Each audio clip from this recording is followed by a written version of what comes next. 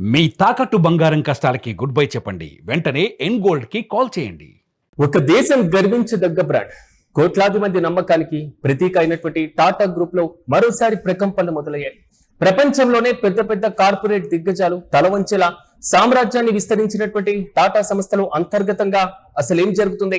నిత్యం లాభాల బాటలు దూసుకుపోయేటువంటి ఈ మహావృక్షం మూలాలలో ఇప్పుడు ఎందుకు అలజడి మొదలైంది? దేశవ్యాప్తంగా ఉన్నటువంటి ఇన్వెస్టర్లు, కార్పొరేట్ వర్గాలు ఒక్కసారిగా ఉలిక్కి పడేలా చేసినటువంటి అంశం ఏంటి? ఎన్ చంద్రశేఖరన్ తప్పుకోవడంతో నెక్స్ట్ టాటా బాస్ ఎవరు ఎన్నిక కాబోతున్నారు అన్న ప్రశ్నలు ఇప్పుడు వ్యాపార వర్గాల్లో హాట్ టాపిక్ గా మారాయి. ప్రధానంగా భారతీయ వ్యాపార రంగానికి తలమానికమైనటువంటి టాటా సన్స్ చైర్మన్ పదవి నుంచి ఎన్ చంద్రశేఖరన్ తప్పుకోబోతున్నారనేటువంటి ప్రకటన కార్పొరేట్ వర్గాలను షాక్ కి గురిచేశాయి. ఆయన వెంటనే దిగపోకపోయినా, అంటే ప్రస్తుత టర్మ్ 2027 ఫిబ్రవరితో ముగిసిన తర్వాత మరో 5 ఏళ్ల కాలానికి తాను పోటీలో ఉండబోనని తేల్చి చెప్పేశారు.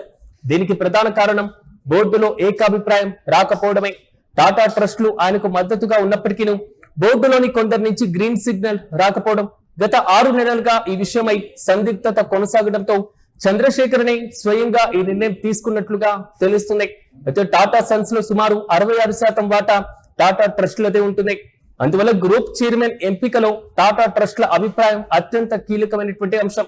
ఇటీవలి కాలంలో టాటా ట్రస్ట్ అదేవిధంగా టాటా సన్స్ మధ్య నాయకత్వం, వ్యూహాత్మకమైనటువంటి నిర్ణయాలు, నష్టాల్లో ఉన్నటువంటి కొత్త వ్యాపారాల పనితీరు, పెట్టుబడుల కేటాయింపు, టాటా సన్స్ భవిష్యత్తు లిస్టింగ్ వంటి అంశాలపైన భిన్నాభిప్రాయాలు ఉన్నట్లు పలు నివేదికల్లో పేర్కొన్నారు.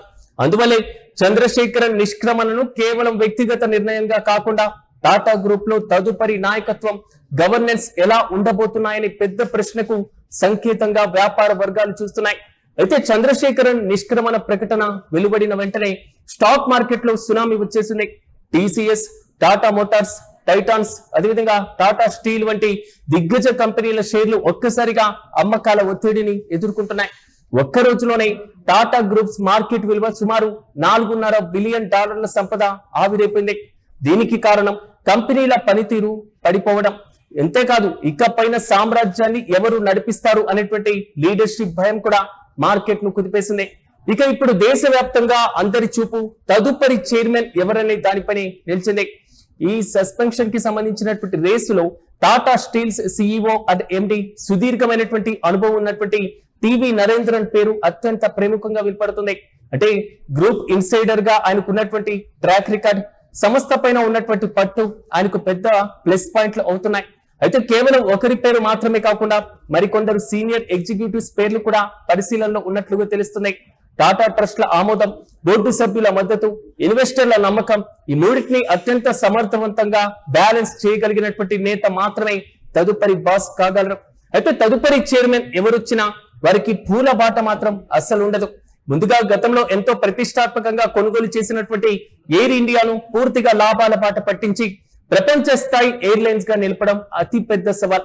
అలాగే గ్రూప్ కు అసలైనటువంటి కాసుల వర్షం కురిపించేటువంటి ప్రధాన లాభాలు ఇంజన్లు అయినటువంటి టీసీఎస్ ను కూడా ఒక టెక్ రంగంలో వస్తున్న ఆర్టిఫిషియల్ ఇంటెలిజెన్స్ మార్పునకు తగినట్లుగా సిద్ధం చేయాలి, మార్పు చేయాలి.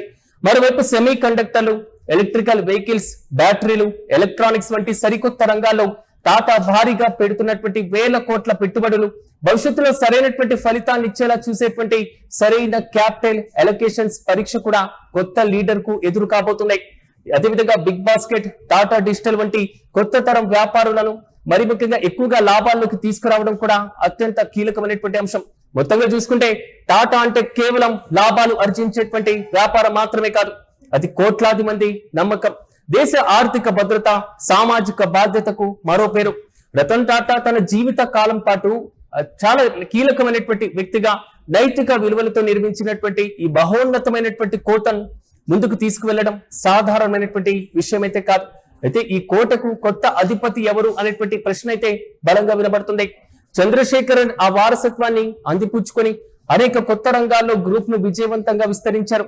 అందుకే ఇప్పుడు ఆయన తర్వాత వచ్చేటువంటి వ్యక్తి కేవలం కంపెనీకి చైర్మన్ గా మాత్రమే కాకూడదు, ఆ మహా సామ్రాజ్యపు అరుదైన వారసత్వానికి, విశ్వసనీయతకు అసలు సిసలైనటువంటి సంరక్షకుడిగా నిలవాలి. మరి ఈ అసాధ్యమైనటువంటి బాధ్యతను ఎవరు భుజాన వేసుకుంటారు? టాటా భవిష్యత్తు రథాన్ని ఎటువైపు నడిపిస్తారో మనము వేచి చూడాల్సిందే.